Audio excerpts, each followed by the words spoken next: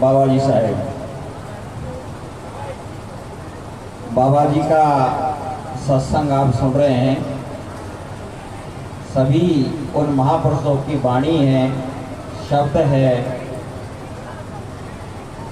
वो चेतावनी के शब्द है, हमें इशारा दे रहे हैं कि किस तरह से हमें ध्यान करना चाहिए, किस तरह से हमें अपने मन को मालिक के चरणों में लगाना चाहिए, किस तरह से अपने कर्तव्य का पालन करना चाहिए। ये सारी जो चीज़ हैं हमें संगत में मिलती है। दूसरा, संगत में उन शब्दों से हमें ये पता चलता है कि वास्तविक स्वरूप हमारा क्या है और भक्ति का क्या अर्थ है। तो केवल हमारे अंतःकरण की जो लगन है वो काम करती है, हमारा विश्वास है वो काम करता है। गोपाल साथ जी ने एक शब्द में कहा है कि साधो भाई फल से अंदर का, साधो भाई फल से ही अंदर का, नाम निशान घोड़े नट नाचे तो देखें लोग, शहर का साधो भाई फल से अंदर का। शब्द हमें क्या इशारा दिया है कि हमें अपने आप को ऐसा साध लेना चाहिए कि स्वाभाविक ही हमारे अंतःकरण से परमात्मा का नाम निकले, कभी हमारे अंदर भटकाव नहीं आवे। हमारे लक्ष्य को हमें याद रखना चाहिए कि हमें परमात्मा ने अमूल्य समय दिया है, मनुष्य जन्म दिया है और ये समय निकल गया तो ये बार बार आने का नहीं है। आगे कहा है कि सांची संगत है, सांचो ही साहेब सांचो ख्याल वाके, घर का साधो भाई फल से अंदर। मालिक की सच्ची संगत मालिक ने लगाई हुई है और परमात्मा सच्चे हैं। सांचा के वे संग रहे, धनी झूठा से वे दूर रहे। कैसा ध्यान होना चाहिए कि बाजीगर बाजी से खेलें अचरज है बाजी, घर का साधो भाई फल से अंदर का। ये पंक्तियों में थोड़ा सा इशारा दिया गया है।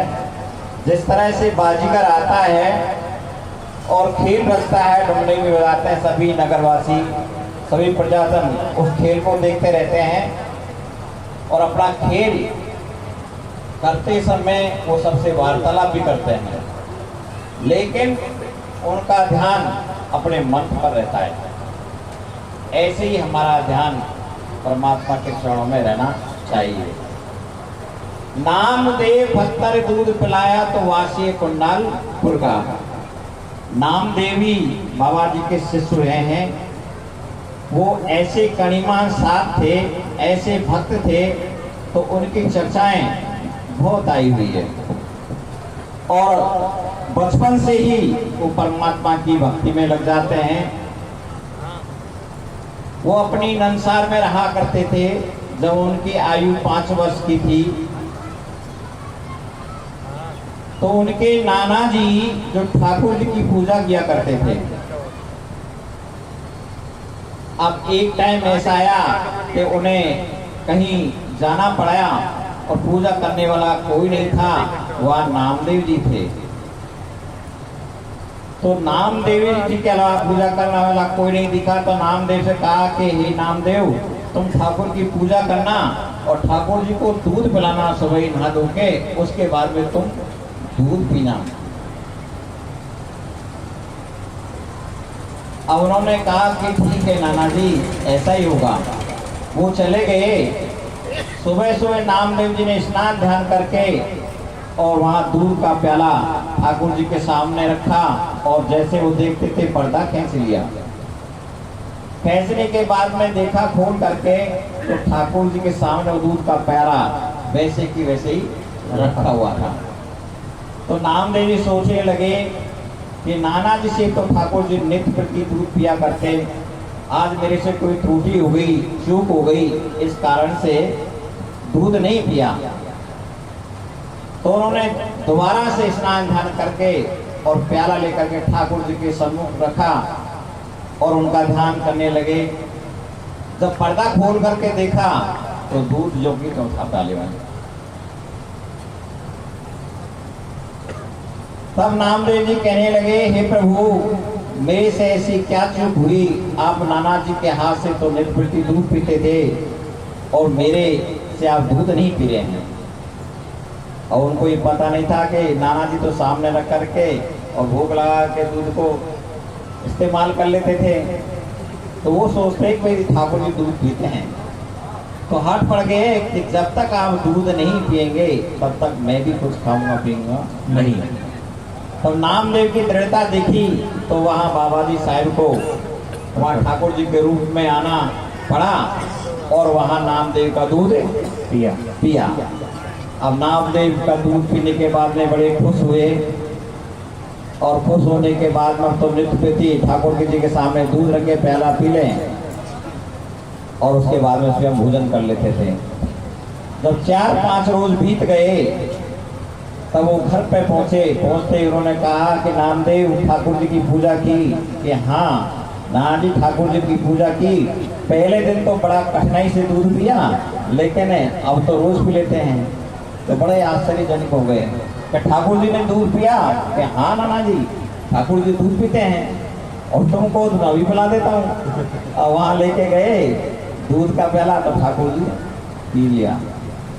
अब कहने लगे कि मेरी पूरी उम्र बीत गई पूजा करते करते कि मेरे हाथ से तो दूध पिया नहीं और इसके हाथ से एक दिन में दूध पी लिया। तो कहने लगे, भाई तुम्हारे अंदर विश्वास तो था नहीं, तुम तो भोग लगा करके स्वयं पी जाते थे है कि नहीं? अब ये तो बिल्कुल प्राण देने के लिए तैयार हो गए। तो ये चीज बताई है कि जब तक विश्वास नहीं होता तब तक कैसे प्रकट होंगे। ऐसे ही आया कि चिंगावती बाई ने हित करे जोयो तो पूंख बिरतिया लड़का। चिंगावती बाई बाबा जी साहब की शिष्या थी। उनको बचपन से ही भक्ति का रंग लग गया। संगत की उन्होंने, तो वहां उन्होंने एक नियम ले लिया कि वो अपने हाथ से किसी साधु संत अतिथि साधु को जब तक भोजन नहीं करा दे तब तक वो स्वयं भोजन ग्रहण नहीं करती थी। ऐसा उन्होंने नियम ले लिया। उनका नियम चलता रहा। उनका विवाह हो गया और विवाह के बाद में ससुराल में भी ये नियम जारी रहा। लेकिन ससुराल में जाने पर वहाँ थोड़ा बंधन हो गया। तो वहाँ अपने इशारे से ही वो किसी साधु संत को भोजन कराने के बाद भोजन करती थी, लेकिन उनका नियम पक्का था। अब परीक्षा की घड़ी आती है, परीक्षा नहीं ले तो फिर निखार कैसे आवे। तो वहाँ चिंगावती बाई का समय आया परीक्षा का। तो साधु श्रावण भादवा का महीना था, रिमझिम रिमझिम बरसात हो रही थी। बाई के द्वार पे कोई साधु नहीं आया। तो बाई क्या करती है, गागर लेकर के और नगरी से हटके चल जाते कि मैं इस बहाने से साधु की तलाश करके ले आऊंगी। तो यहाँ पे बाई की बेल है, शॉर्ट में सुनाऊंगा क्योंकि समय काफी हो गया आपको सुनते सुनते। इतने में सादे चिंगावती बाई और सादे जीवाए पाछे देवेरी बाई। तेरे के दिन्या दलवा डले आया और साधु हमारे द्वारे ले आया। तेरे ले गागर बाई पानी को चाली और कुआं के नारे पे जा रे पहुंची। वहां कुएं पे पहुंच करके वो गागर को रख दिया और पास में ही ग्वालिया गाय चरा रहा था। तो उनको आवाज देती है कि हे लो मारे चिंगावती बाई तू बेगो आरी ग्वालिया भाई। जैसे बाई ने आवाज दी तो बाई की आवाज सुन करके और ग्वालिया आता है कि भाई बोलो। तो भाई कैसे बोल लिए हैं कि ग्वालिया परवालिया तू मेरो भाई पीर रे, कोई साधु हो बता दे गेले आवता। ए भाई तूने कोई साधु देखो होए तो माने बता कि भाई मैंने कोई साधु नहीं देखा, लेकिन अभी मैं इधर से आ रहा था तो एक छोटा सा मठ है और उस मठ के अंदर साधु बैठे हुए हैं। तो भाई कहने लगे कि हे भाई तू मुझे वहां तक ले चल। कि चलो भाई। आगे ग्वालिया पाछे बाई और भूटा सा मठ में दियो रे बताई। भूटा सा मठ के अंदर साधु बता दिए। भाई क्या करते हैं, दे पर कमाबाई पावने लागी और उठो रे बाबा जी रसोई की तैयारी। भाई प्रकम्मा लगा करके चरणों में लग जाती है और उनसे आग्रह करती है कि आप द्वारे चलिए, भोजन प्रसादी तैयार है। तो साधु जी क्या कह रहे हैं के हाथ है टोटड़िया माई पाँव है पांगड़िया, कोई किस दे चालो मंदिर तागरा। ये भाई हाथ टोटे हैं, पाँव पंगे हैं, शरीर में कोढ़ फूट रहा है, मवाद शरीर से चुचा रही है, भला मैं तेरे द्वार तक कैसे चलूं। तो बाई कहती है, विनती करती है के तुम खो तो मामा जी थाने बैल वो मरवाए दो, कोई जो छेड़े चालो मंदिर मांगरा। तुम खो तो बैलगाड़ी मंगवा दूं और बैलगाड़ी में बैठ करके आपको द्वार तक ले जाऊंगा। साधु जी कहने लगे कि हे भाई जो तू कहवे है वो बात समझ में आवे, लेकिन हमारी बात सुनो कि बेले वो जाते वो करे मेरी बाई और भिजा के जाए मेरो जे बेड़ोरी जाई। बैल की जाति बड़ी उकर्मी हुए और भिजक जाए तो मैं वैसे ही मर जाऊं भाई। तो फिर भाई आग्रह करती है के तुम खो तो मामा जी थाने पाल की मंगवाए दो, कोई पाल की मंगवाए दो, रेशम डोर की मंगवाए दो, कोई जोचे डे चालो मंदिर मांगरा। तुमको तो बाबा जी थाने पाल की मंगवाऊं और पाल की मंगवाऊं, रेशम डोर की मंगवाऊं, ये ले समाधि तुम्हें तकलीफ ना हो। फिर कहने लगे कि भाई बात तो ठीक करिए, लेकिन हमारी बात सुनो कि ग्वालिया वो जाते वो करे मेरी बाई और पटक दे मेरो जे बेड़ोरे जाई। भाई ये ग्वालिया की जात बड़ी उकर्मी हुए और तू पालकी में ग्वालिया ने लगाएगी और ये कहीं पटक दे तो मैं वैसे मेरे प्राण निकल जाए। कि भाई ऐसे तो काम ना चले। हाँ तू इतना ही आग्रह करती है तो अगल बगल को तो ग्वालाने लगा ले और बीच पाल के तुम लग जाओ तो मैं चल सकूं, क्योंकि तुम पे तो मुझे विश्वास है और ये ग्वालान पे विश्वास नहीं है। तो भाई ग्वालिया भाई से कहते भाई मेरा सहयोग करो। वाणी में मधुरता थी तो भाई का सहयोग करते हैं और अगल बगल को पालकी में लग जाते हैं कि अगल बगल को ग्वालिया रे भाई और पीछे लगी छेनावत भाई रे अली रे गली ना चालू रे भाई और पीछे बाजार भूखे ले चले भाई। हे भाई कहीं तू मुझे अली गली में होके ले चले तो अली गली में होकर के मैं चलूं नहीं, बीच बाजार में होकर ले चलो तो मैं चल सकूं। तो कहा कि जो तू भक्ति करना चाहता है निद्रा से ना डरिए जी, 5 छड़ी कोई सिर पे मारे तो सहज बने तो सही है जी। तो बाई लोक लाज को छोड़ करके और कहते कि बाबा जी जैसा आपका आदेश है उसी के अनुसार मैं ले चलूंगी। तो बाजार में होकर के बाई ले जा रही है। इधर इंद्र को आदेश दिया कि भाई वर्षा होने दो, तो वर्षा हुई। इंद्र राजा ने झड़ी लगाई, मालूए रोदन की नदियां बहवाई। जैसे जैसे बरसात हो रही है तो बाई के मुख पे जो लोहे पवार बहते हुए जा रहे हैं, लेकिन बाई कोई विचार नहीं करती है और साधु को अपने द्वार पे ले जाती है। इधर साधु जी को द्वार पे पहुंचाने के बाद में साधु सब रास्ते में बाई की आलोचना भी करते हैं कि बढ़िया लोग करे सब इंद्रा, बाबा जी मंदिर जाए दरिया कि बाई कितनी पागल है।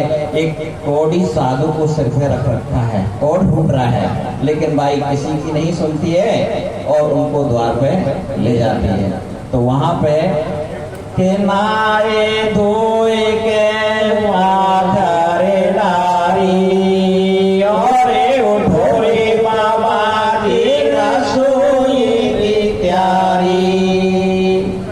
भाई ने साधु जी को आसन पे बिठाया और माँ स्नान ध्यान करके अपने वस्त्र हैं वो सुखाए और सुखाने के बाद में फिर आग्रह करिए कि नाए धोए के माघरे डारी और उठोरे बाबा जी रसोई की तैयारी। तो वह साधु जी क्या कह रहे हैं, कैसे परीक्षा ले रहे हैं परमात्मा साधु का वेश धारण करके कि इसड़ी भोजन बाई हमें नाए जेवा और त्यारी गारा से तो उठ जावा। भाई जो तूने भोजन प्रसादी बनाया है ये भोजन हम नहीं करने के हैं, हम तुम्हारे द्वार से भूखे ही चले जाएंगे। फिर बाई आग्रह करती है कि नाम धनीरों में खर्चू की धनस्या और बेगा बोलो स्वामी काहे पे मनस्या। हे स्वामी जी आप बोलो आप क्या भोजन ग्रहण करेंगे। तो देखो किस तरह से परीक्षा लेते हैं, आगे चल करके इसका रहस्य आएगा।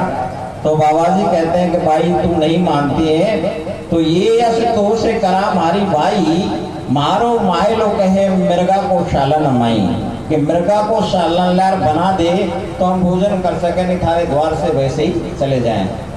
कहने लगी कि आप राजें आप जो चाहेंगे वही भोजन बनेगा। तो भाई पर्दी के जाती है ले रेटा को भाई पर्दी के चाली और पर्दी के द्वारे पे जारे पहुंची। तेरे पर्दी के बेटा तू मेरो भाई वीर रे कोई के टाका को दे दे सालना ले रे सालन वाई घर को रे आई और छौके छवक जावे क्यों रे तैयारी। मेरे छौके छवक जावे क्यों है तैयारी और उठो रे बाबा जी रसोई की तैयारी। तेरे ज्ञान आए जिंगावती बाई और हमें पूरी बेगे बताए क्यों भाई। साधु जी कहने लगे हे भाई तुम क्या लेके आई हो, क्या तुमने भोजन बनाया है। तो भाई कहते तुमने कहीं सोई लाई हो स्वामी, मृगा को शालन लियो है बनाई। फिर वो मना करते हैं, परीक्षा ले रहे हैं कि उलझे। कह रहे हैं कि इसलिए भोजन भाई हम नाए जेवा और प्यारे घरा से ये उठ जावा। फिर भाई आग्रह करती है कि नाम धनीरों में खर्चू धनिष्या और बेगा बोलो स्वामी काहे पे मनस्या कि ये अस तो से करा मारी बाई मारो माए लो कहे बकरा सालन माई। अब कह दिया कि बकरा को सालनदार बना दे तो हम भोजन कर सके, तारे द्वार से वैसे ही चले जाएं। तो भाई लेर टको भाई कसाई के चाली कसाई के द्वारे पे जाहर पहुंची। कसाई के बेटा तू मेरो भाई वीरी रे को एक टका को दे दे सारना। लेर सारन भाई घर को आई, बढ़िया लोगों ने घेरी भाई। जब सालना लेकर के आई तो वहाँ पकड़ लिया बाजार में। महाजन के घर से भाई का जन्म था कि भाई क्या करते हैं, एक साधु कौड़ी को सिर पर रख के ले जाते हैं, कभी पार्वती के यहाँ जाते हैं तो कभी कसाई के यहाँ जाते हैं, पकड़ो क्या लेके आइए। तो वहाँ जैसे ही वो पल्ला वाड़ के देखते हैं साधु,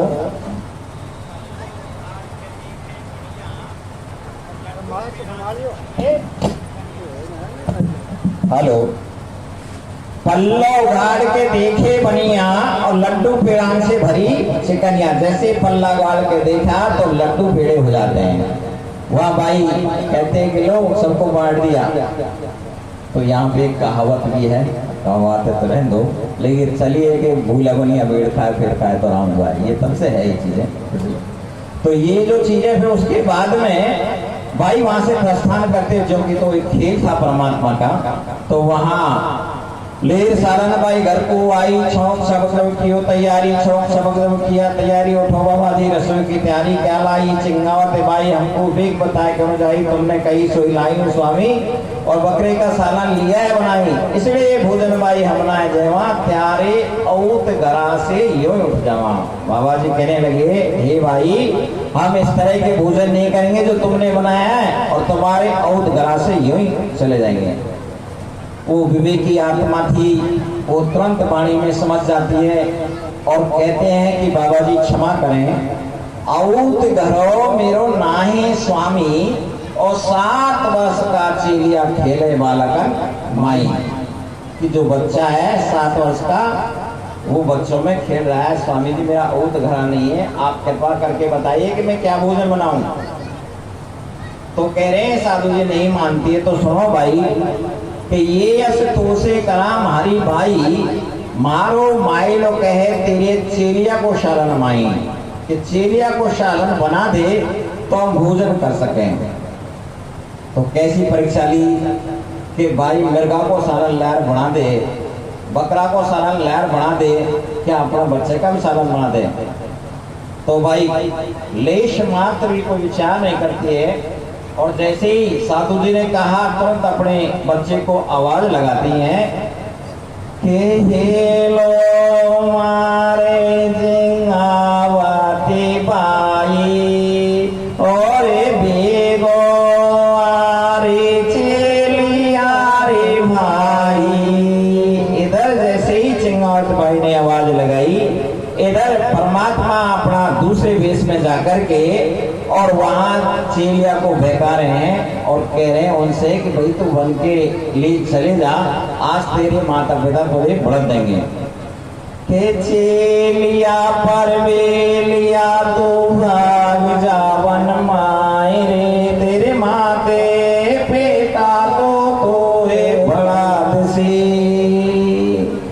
लेकिन भक्तों के तो भक्ति पैदा होते हैं, वो संस्कार था, वो इस बात से भय नहीं मानी उन्होंने, और तुरंत चिंगावती भाई के आदेश के अनुसार वहां पहुंच गया और प्रणाम किया। तो चिंगावती भाई कह रही है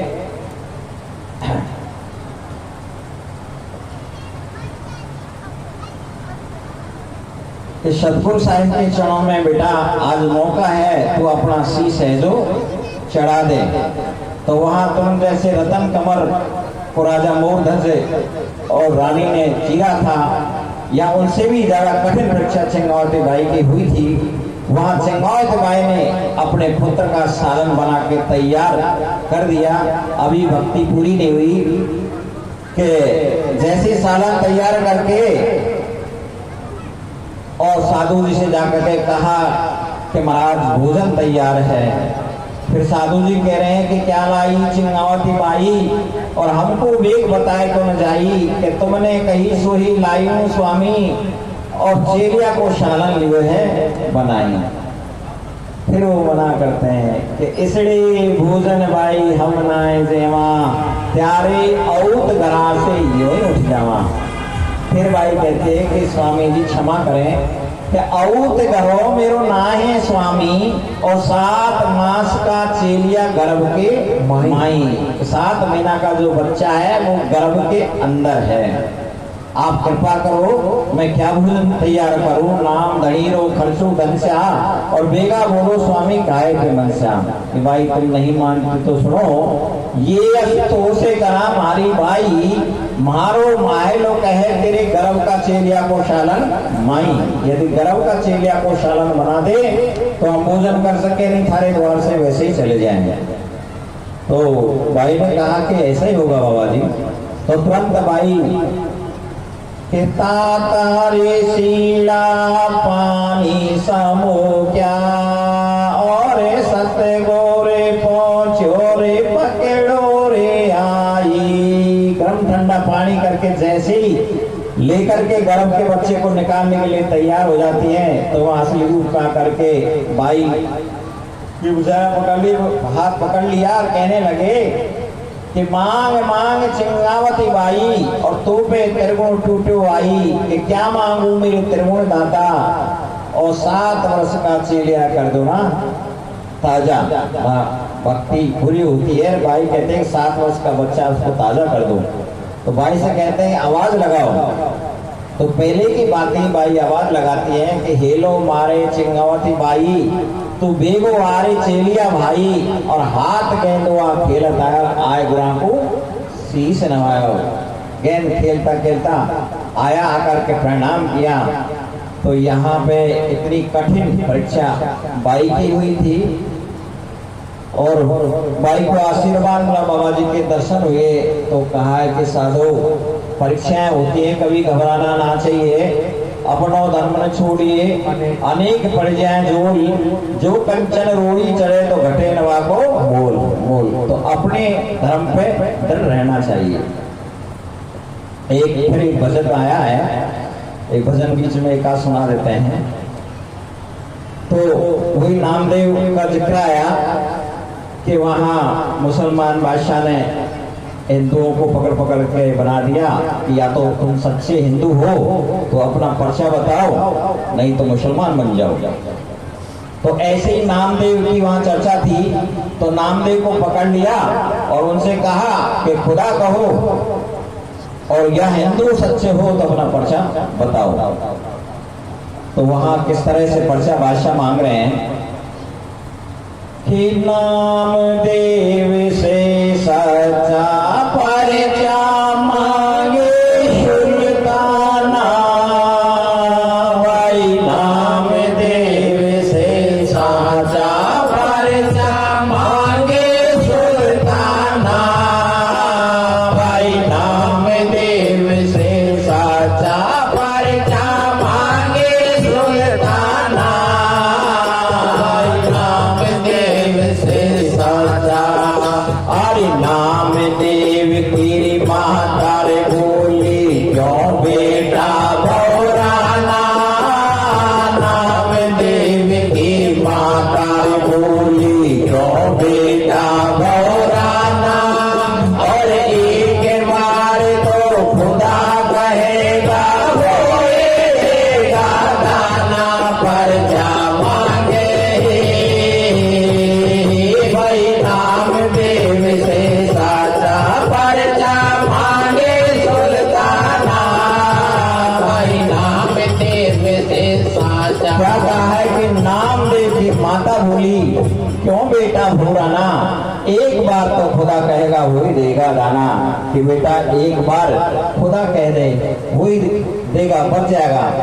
तो नामदेव कहने लगे कि माँ कि नामदेव माता से बोला बिगड़ जाएगा पाना, नामदेव माता से बोला बिगड़ जाएगा पाना, और मरने से क्या डर है माता, एक बार मर जाना पर्चा मांगे, भाई नामदेव से साचा पर्चा मांगे सुल्ताना, भाई नामदेव से साचा पर्चा मांगे सुल्ताना, भाई नामदेव से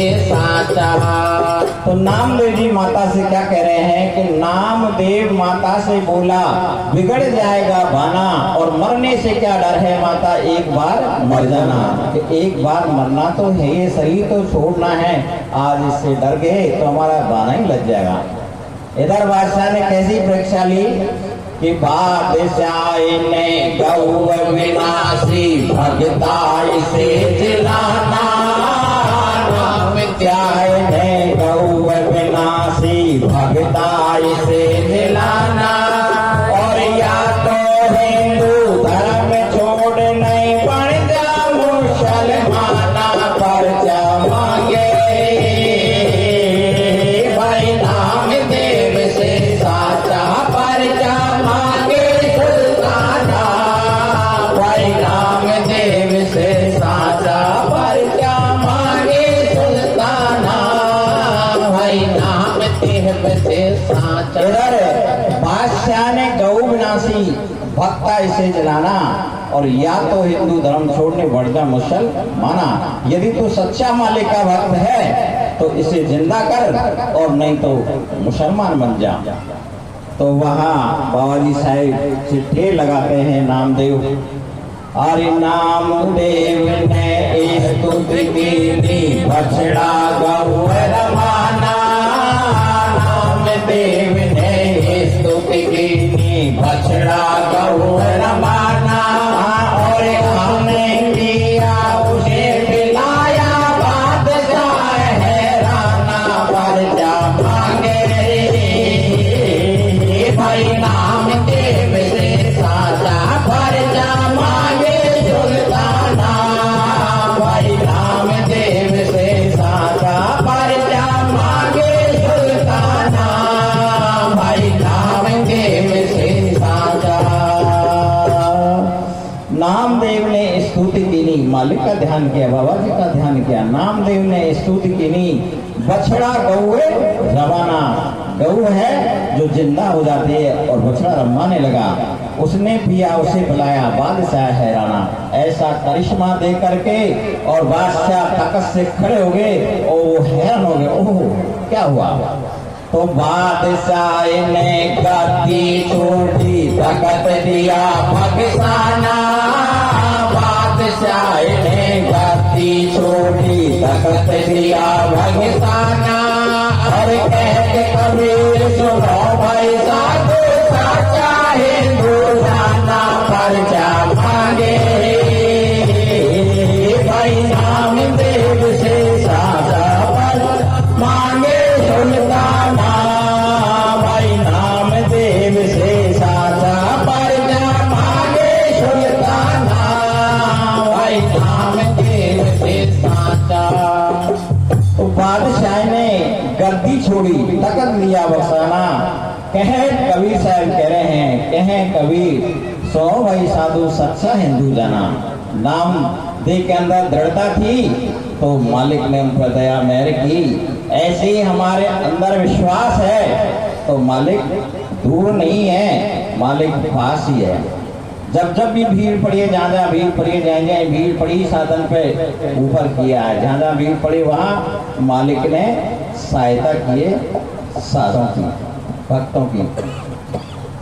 तो ऐसे ही हमें विश्वास के साथ ध्यान करना चाहिए, और ज्यादातर भजन की तरफ भी साथ दिया है।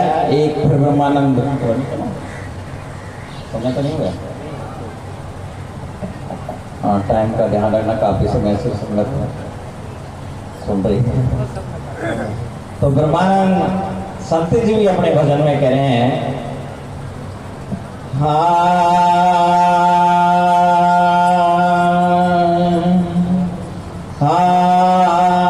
हरि भजन बिना सुख नाई देवो प्राणी, भजन बिना सुख नाई देवो मनवा, भजन बिना सुख नाई रे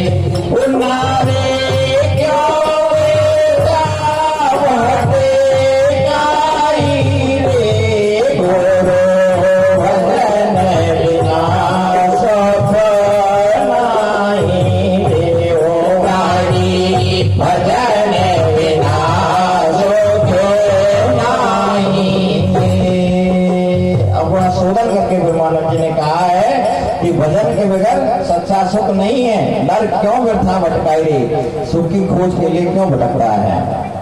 हाँ काशी गया रे द्वारे काई जावे, काशी गया द्वारे काई जावे, चारों धाम तीरथ फिर आवे, चारों धाम तीरथ फिर आवे, मन का मेल ना जाई रे, हरि भजन बिना सुख नाही रे, ओ माया भजन बिना सुख नाही रे, ओ नारे क्यों बेखावटे आई रे, हरि भजन बिना सुख नाही रे, वो प्राणी भजन बिना सुख नाही रे। क्या कह रहे हैं कि काशी गया द्वार क्या जावे, चारों धाम तीरथ फिरावे, लेकिन मन का मैल ना जाए रे। चारों धाम कराए, तीर्थों में घूमे, लेकिन मन के अंदर जो मैल भरा हुआ है वो तो धोया ही नहीं है। मन का मैल तो तभी धुलेगा, कहा कि धूला रे धोबी मंजन जल धारा, उज्जल निर्मल घाट तुम्हारा, फटे नहीं चीरे टूटे नहीं तागा, सहजे सहजे धोबी धोवे, सत्य को है नीर शब्द का तख्ता, सत्य को सावन लगा ला रे मुक्ता। सत्य रूपी नीर में यदि धोएंगे तब जाकर के वो मैल हटेगा, सत्संग के माध्यम से वो मैल हटेगा। फिर कहा है कि छापे तिलाई के बाहों बाती लगाई, छापे तिलाई के बाहों बाती लगाई, सिर पर जाटा हाथ में बासनी रमाए, सिर पर जाटा हाथ में बासनी रमाए, फिर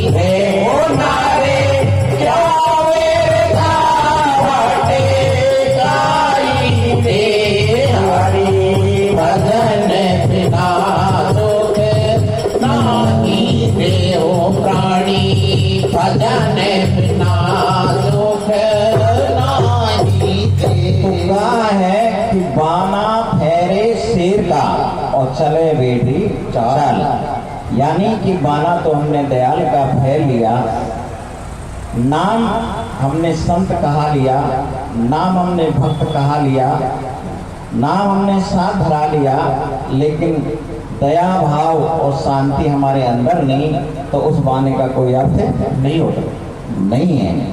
साधु से कहते हैं क्रूमन तो धरती से है, पृथ्वी माई सहन कर सकती है सारे भार को, खून में तो धरती से है, बाढ़ से है बन रहा है, और पुरख वचन साधु से है, और पैसे हो ना जाए।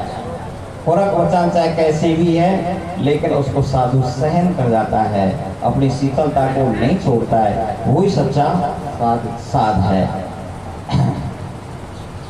तो छाप तिलक बहु भांति लगाए, सिर पर जटातन भस्म रमाए, हृदय शांति ना आई रे, हरि भजन बिना सुख नाही रे।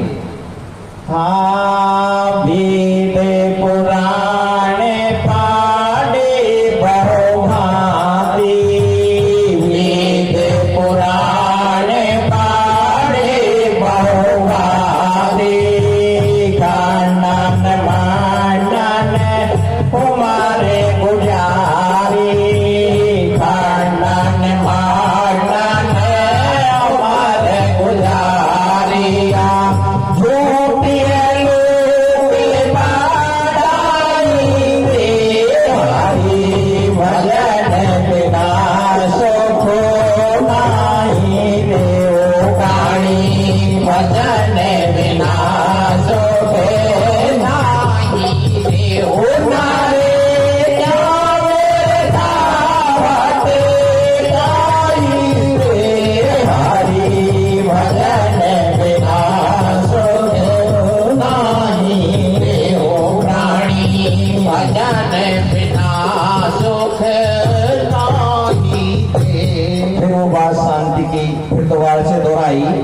कि वेद पुराण पढ़े भव बाती, अनेकों वेद शास्त्र पुराणों का अध्ययन किया, अच्छी शैली बनाई, वक्ता बन गए।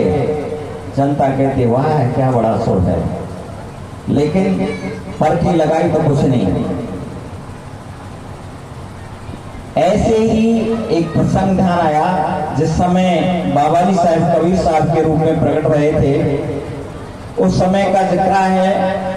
उस समय बाबा जी साहब 120 साल रहे थे और बाबा सबलदास साहब स्वयं दूसरा प्रकाश था जहाँ साक्षात स्थान है। इसके बाद में बाबा जी काशी जी में प्रकट हुए, नहरता तालाब में। तो उस समय ऐसी जरूरत थी, तो बाबा जी वहां प्रकाश लिया और हंस को चिताने के लिए 14 अरब वाणी भाकी थी। 14 अरब वाणी हम भाकी और सार वस्तु निधि न्यारी राखी। 14 अरब वाणियों से जो सार वस्तु है वो अलग है। वो सार वस्तु क्या है? वो तुम्हारा अंतःकरण का भाव है। तुम किस तरह से बाबा जी साहब को याद करते हैं, किस तरह से मालिक से प्रार्थना करते हैं, उनको हृदय में बसाते हैं, वो तुम्हारा भाव है।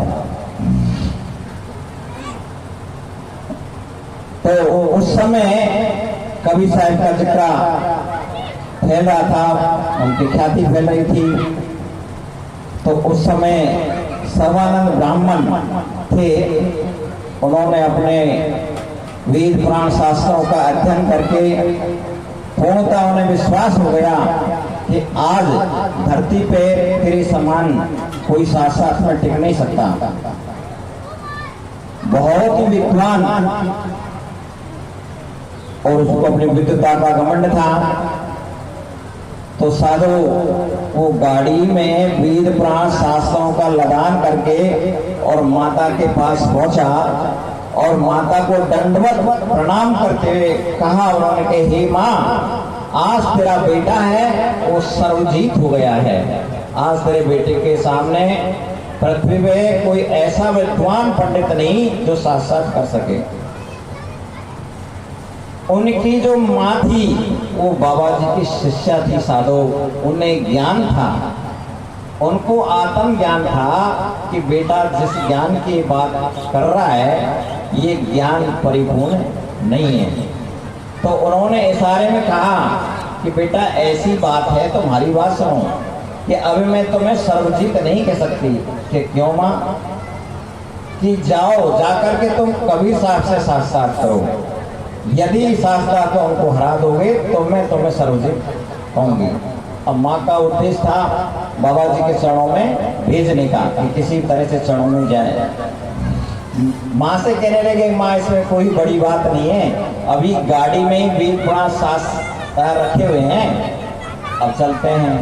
अब वहाँ गाड़ी लेकर के पहुंचे उनकी कुटिया की तरफ। तो बाबा जी की शिष्या कमाली मिलती है, वहाँ उनसे पूछ रहे हैं कि भाई कबीर का घर किधर है। वो विवेकी आत्मा थी, वो देखते ही समझ गई कि भाई किस कारण से आया हुआ है। तो कमाली ने कहा कि हे ब्राह्मण देव, कबीर का घर जानना चाहते हो? कि हाँ मुझे कबीर से मिलना है, कबीर का घर जानना है। तो कह रही हैं कि कबीर का घर शिखर पर, कबीर का घर शिखर पर, जहाँ सिलसिली के पग नहीं टिके पपील का, तो पंडित ला देवे। वहाँ पपील का भी पैर नहीं टिकता और वहाँ गाड़ी से जाना चाह रहे हो। इतने में ही बाबा जी साहब आते हैं। उन्होंने कहा कि भाई क्या बात है? उन्होंने कहा कि मेरे को कबीर से मिलना है, कबीर के घर जाना है। उन्होंने कि बोलो, मेरा ही नाम कबीर है। सह स्वभाव रहते थे कि मेरा ही नाम कबीर है, कि मेरी माँ ने कहा है कि मैं तुमसे साक्षात करूं और साक्षात में मैं तुम्हें हरा दूं, तब जाकर के मेरी माँ मेरा नाम सर्वजीत रखेंगी। तो कबीर साहब कहने लगे कि कहाँ आप वेदों के ज्ञाता पुराणों की ज्ञाता, कहाँ मैं अनपढ़, भला मैं तुमसे साक्षात कैसे कर सकता हूँ। और मान लिया जाए केवल साक्षात का अर्थ केवल हारना और जीतना ही है, तो समझिए मैं हार गया और तुम जीत गए। और सर्वानंद जी सोचने लगे तो सहज में बात बन गई, ना तो वेद खोलने पड़े ना पुराण खोलने पड़े, सहज ही हार मान ली। उन्होंने कहा ठीक है, ऐसी बात है, आप हार स्वीकार कर रहे हो तो मुझे थोड़ा लिख के दो। उन्होंने कहा कि मेरे से लिखना नहीं आता है, तुम लिख लीजिए, मैं अपना अंगूठा लगा दूंगा। अब उन्हें संभाल के लिख रहे हैं वो कि सर्वानंद द्वारा शास्त्रार्थ में कभी हराएंगे। अब वहाँ साहब ने अंगूठा लगा दिया और बड़े प्रसन्नचित होकर के अपने चले गए। माँ से कहा कि माँ वहाँ तो सहज ही हार मान ली, और ऐसी बात नहीं है माँ, मैं लिखवा के लेके आऊँ। कि बोलो बेटा क्या लिखा है। जब पढ़ा तो उसका साधो उल्टा हो जाता है। उसका उल्टा कैसे हो गया कि कवि द्वारा सर्वानंद साथ में हराए गए। बड़े लज्जित हुए कि मैंने ही तो लिखा, लेकिन ये हुआ कैसे। माँ से क्षमा मांगने लगे, माँ से कहा मेरे से भूल हो गई लिखने में, मैं फिर से जाता हूँ। फिर से हो गए, बाबा जी से कहा कि भाई मेरे से चूक हो गई, भाई तुम्हारी गलती है, लेकिन कोई बात नहीं, फिर से लिख लो। अब दोबारा से संभाल के लिख रहे हैं कि सर्वानंद द्वारा शास्त्रार्थ में कबीर जी हरा गए। एक दो बार पढ़ा, अब ठीक है, फिर लगा लिया अंगूठा। फिर पहुंचे माँ के पास में, माँ अब पक्का लिखवा के लेके आऊँ। कि बोलो बेटा क्या लिखा है। पढ़ने लगे तो उल्टा हो गया कि कबीर जी द्वारा सर्वानंद साक्षात मारा गए। बड़े लज्जित थे। माँ ने कहा कि बेटा जो तू प्राण शास्त्रों का ज्ञान की बात करता है, ये भौतिक सुखों के लिए वो ज्ञान नहीं है, आत्म ज्ञान नहीं है। जाकर के मालिक के चरणों पकड़ लो। अब वो गया, जाने के बाद में बाबा जी के चरणों में गिर गया और अपनी क्षमा और भूल स्वीकार की और बाबा जी के सम्मुख बैठा और साथ साथ करने लगा। अपना मतलब श्लोक सुनाने लगे कि बाबा जी मुझे कुछ ज्ञान दीजिए। अब विद्वता नहीं जाते, वो इतना लंबा एक श्लोक सुना है कि श्लोक का सार बता देता हूँ।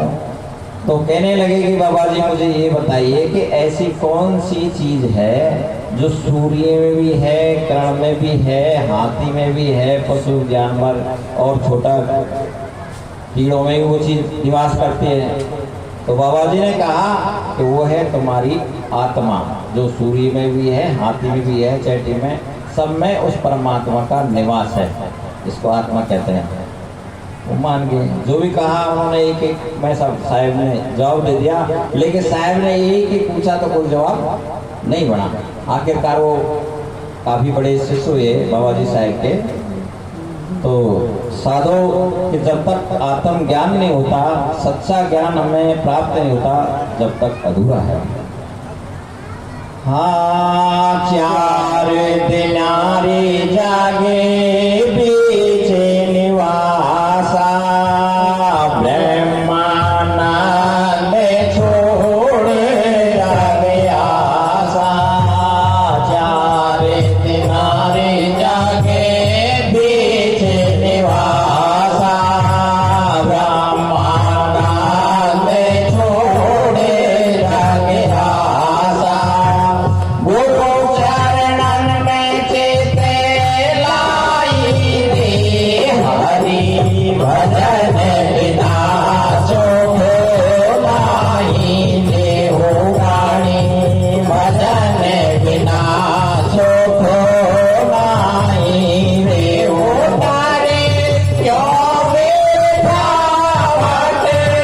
गाई रे, हरि भजन बिना सुख नाही रे हो प्राणी, भजन बिना सुख नाही। आखिरकार ब्रह्मानंद जी ने कहा कि भाई जग में कुछ समय के लिए आए हुए हैं और हमारा समय पूरे होते ही हमें यहाँ से चले जाना है। 4 जना जग बीच निवासा, ब्रह्मानंद छोड़ जग आशा, गुरु चरणन से लाई रे, हरि भजन बिना सुख नहीं।